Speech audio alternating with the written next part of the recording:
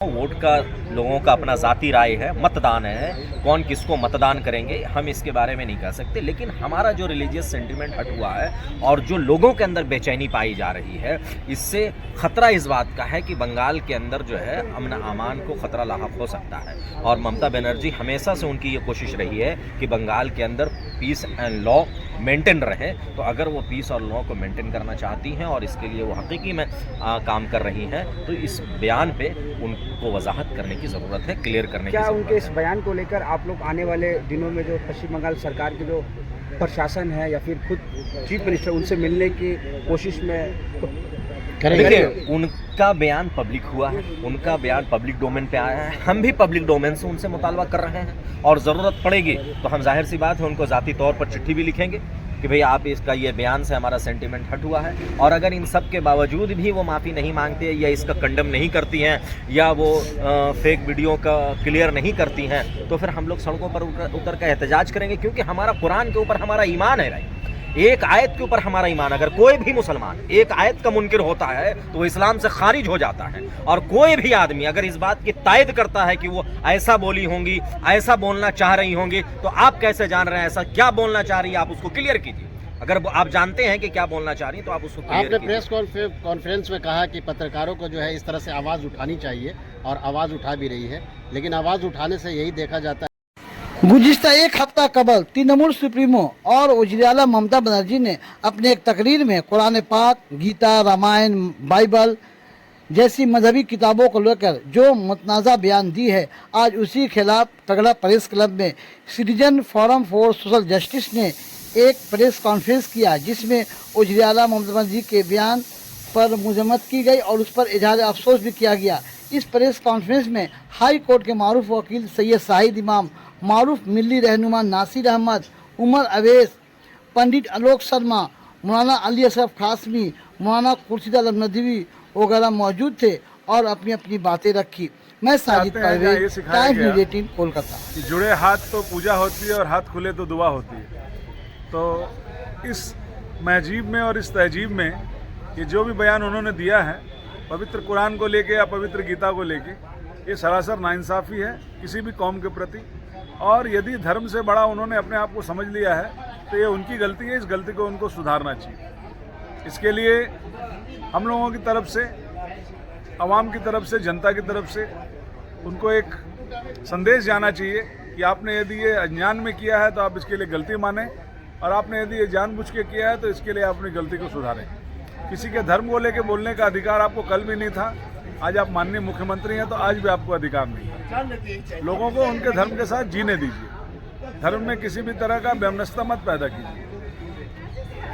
करके ये बोलना है इसलिए कि ये अल्लाह की किताब की बेहुरमती है, अल्लाह की किताब की बेहुरमती है। इसमें अगर वो ना बोलेंगे तो कल क़यामत के रोज़ क्या मुंह दिखाएंगे ये अल्लाह के हाज़िर। अल्लाह जब कुरान उनसे सवाल करेगा कि तुम जो कुछ हो रहा था तुमने क्यों आवाज़ नहीं उठाया, तो ये क्या कहेंगे कि भाई हमको उनका फ़िक्र था, इनका फ़िक्र था। वो ये तो हम और इंतज़ार करते हुए 10 दिन इंतज़ार किए, कहीं से कुछ ये आए, लोगों से सवाल किए, टेलीफोन से बात किए, नहीं ऐसा नहीं, मसलहत ऐसा, ये ऐसा। अरे भाई मसलहत, आप मसलहत के पीछे गाड़ी ये कर दीजिए, आपका तो काम ही कभी नहीं होगा।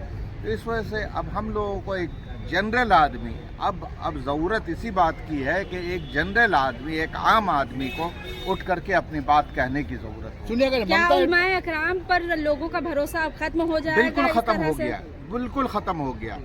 हम तो ये कहेंगे कि अब उलमा कराम का क्या मामला कहेंगे। एक तो ये पूरी पार्टी जो है ये प्रोमोटरों की पार्टी हो गई है, इसके अंदर में उलमा कराम भी शामिल हो गए हैं, है ना। उनको कोई भी चीज़ बुरी भली, जो चीज़ हक और बातिल जो है वो सिर्फ ये समझ में आता है कि अगर टीएमसी के लिए है तो ये हक है और नहीं तो बाकी सब चीज़ बातिल है। यही वजह है कि कोई नहीं आता। कहते कि दो मौलाना, एक इमाम ईदैन है रहमान साहब और शफी साहब, इन्होंने अब तक जेल खट के आके वोट मांगे उसको दे देंगे, चाहे आपके 2 मंत्री अंदर रहे तब भी दे देंगे, चाहे आपके पार्टी में एक भी चोर ना हो तब भी दे देंगे। चाहे आपके 3 मंत्री चोरी के इल्जाम में अंदर रहे तब भी दे देंगे, चाहे आपका पानीपत आचार्य चोरी के इल्जाम में, गबन के इल्जाम में अंदर जेल खटे तब भी दे देंगे। अच्छे लोग हैं ना, शरीफ लोग हैं ये लोग, अच्छे लोग हैं ये लोग, शरीफ लोग हैं। इनके ऊपर झूठा इल्जाम है, इनको साल भर से सीबीआई ने अंदर रखा हुआ है, ये तो गलत बात है।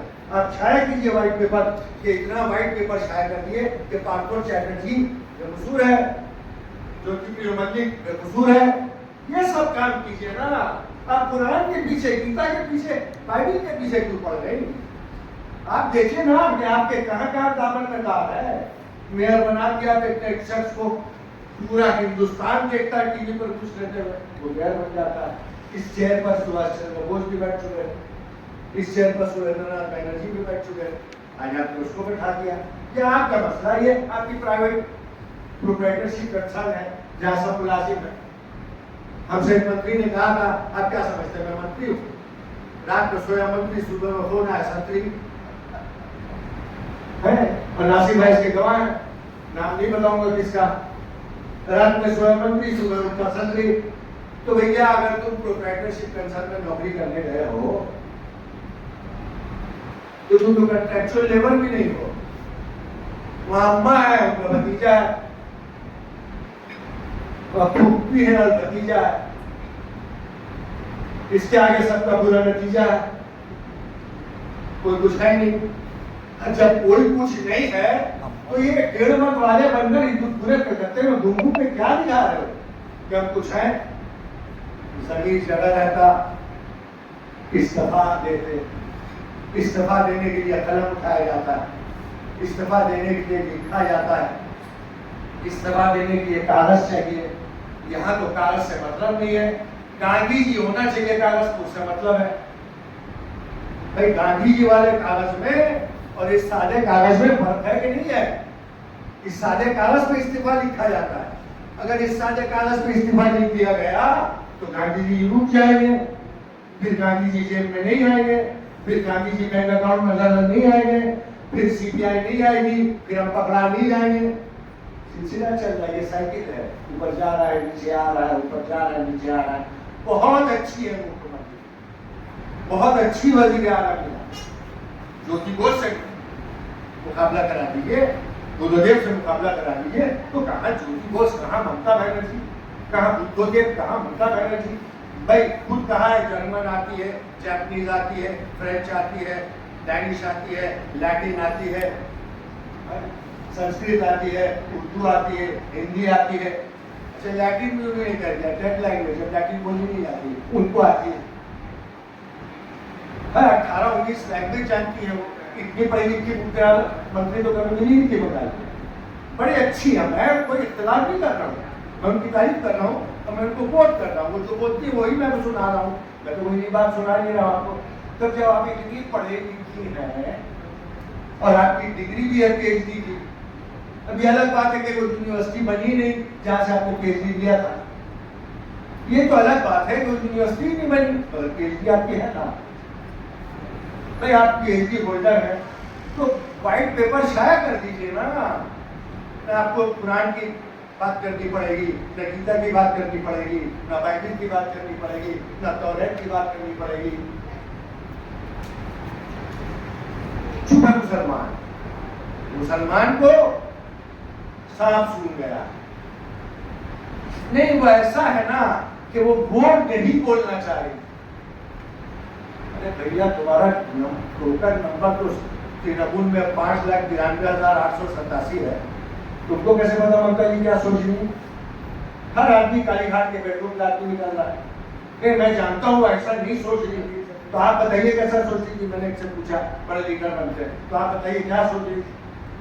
हमने कहा भाई उनसे कहिए गुस्सा हराम है, हर वक्त गुस्से में नहीं रहना चाहिए। हम ये काम तो बोली थी विशेष हो जाए। अरे आप ये बात अच्छे से कहिए ना, प्यार से कहिए, अच्छे से कहिए, सुखन अच्छा होना चाहिए, शीरी सुखन बनिए। आप मुख्यमंत्री हैं या ऑपोजिशन के लीडर है जो चिल्ला रही, जब देखिए माइक लेंगी, इधर से उधर, उधर से इधर, इधर से उधर, उधर से इधर। अपने लोगों को डांटते अब ये पूरे कौम को डांट रही है, हिंदुओं को डांट रही है, मुसलमानों को डांट रही है, ईसाइयों को डांट रही है, सब शेष हो जाते हैं। आप बचे थे क्या? ना आपके अब्बा बचे थे, ना आपकी अम्मा बची थी, तो आप कैसे बचिए भाई? आप तो उसी चाल पे चल गए ना। कल पढ़ा होगा आपके पेपर में नरेंद्र मोदी बोलते हुए कि जब मेरी माँ मरी तब मुझे समझ में आया कि मैं बायोलॉजिकली माँ जो थी मगर मैं बायोलॉजिकली पैदा नहीं हुआ, मुझे ईश्वर ने भेजा है। चलिए अब ऊपर से टपक जाए। तो बचपन से किस आसमान पर आप थे परवरिश पा रहे थे? चौथे आसमान पे तो हमें पता है कि कई अमीन है। आप किस आसमान पर? कभी अवतार बना देंगे अपने आप को। आप लिख के रखिए मेरे नाम पर, यहाँ शर्मा जी की मौजूदगी में बोल रहा हूँ, हैरत ज़्यादा मत होइएगा। फिर ये कहा कि श्री कृष्ण ने गीता में अर्जुन से कहा था कि मैं बार बार आता रहूंगा, अब मैं आ गया श्री कृष्ण के रूप में। श्री कृष्ण का एक अवतार में अंदर होगा, ये भी होगा हिंदुस्तान में।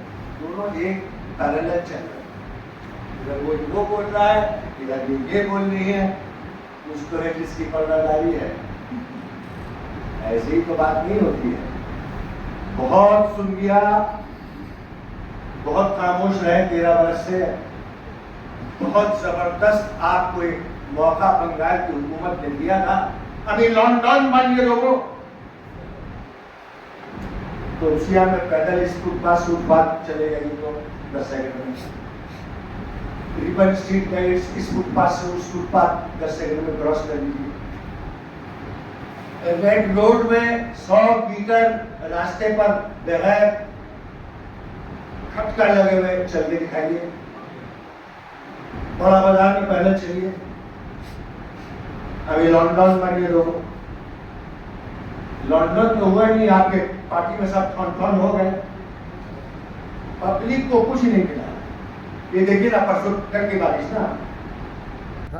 उसके बाद कहीं ना कहीं टीएमसी वाले या ममता बनर्जी जो है वो जो मैंने गलतियाँ हुई थी उसको ठीक करने की कोशिश कर दी।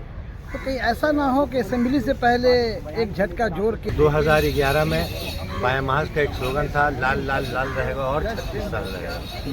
पूरी की पूरी कैबिनेट हार गई। किसी ने सोचा था कि ऐसा होगा? मुझको तो लगता है ममता बनर्जी ने भी नहीं सोचा होगा कैसा होगा। हुआ ना, फिर होगा। अवाम है, वो एक वोट जो होता है ना, वो एक वोट ही खतरनाक होता है।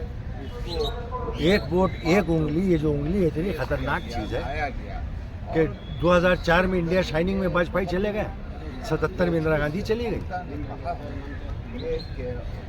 2011 में बुद्धदेव चले गए, 2026 में पता नहीं कौन चला गया। सर कहते हैं कि हर उरूज का जवाल होता है, तो ऐसे ममता बनर्जी इसको क्यों नहीं समझना चाहती है? जिस तरह से वो अपनी बात को बोल रही है, वो क्या जाहिर करना चाहती है कि उन्नयन को लेकर जिस तरह से उन्होंने कहा, कहीं ना कहीं मगरूरियत की एक बू भी आ रही है इस जुमले से। ये जो है वो रऊनत, तकब्बुर और क्या कहूँ उसको, रऊनत, गुरूर, तकब्बुर और अपने को सबसे ऊंचा समझना, असल में ये धोखा है।